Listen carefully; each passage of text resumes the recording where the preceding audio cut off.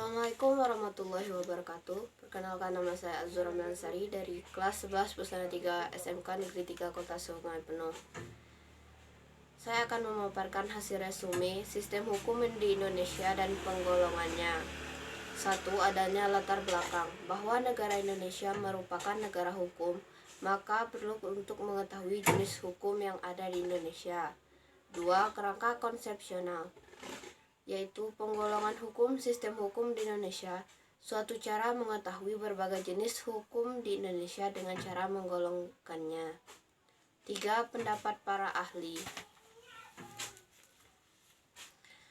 1. Menurut Immanuel Kant, yaitu segala macam aturan yang dibatasi oleh hak orang lain, sehingga setiap orang wajib menghargai hak dan kewajiban orang lain.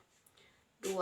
Menurut Plato, hukum adalah sebuah peraturan yang sistematis dan teratur yang mengikat baik masyarakat dan pemerintah. 3.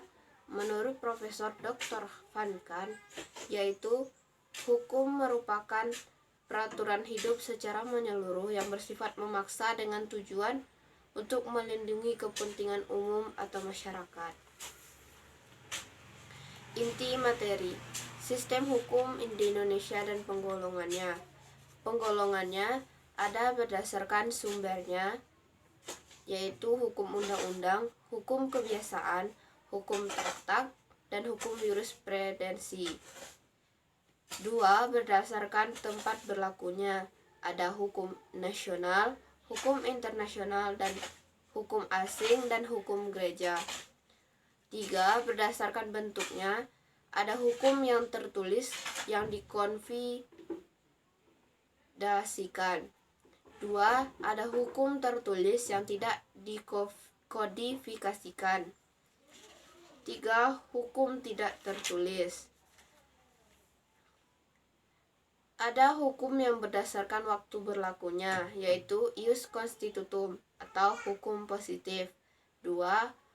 Ius constituendum, yaitu hukum negatif.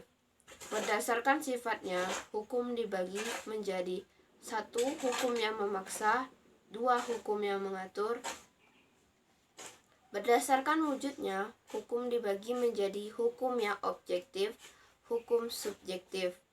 Berdasarkan isinya, hukum dibagi menjadi hukum publik, hukum pidana, hukum tata negara, hukum tata usaha negara, dan hukum internasional, serta hukum privat atau hukum perniagaan.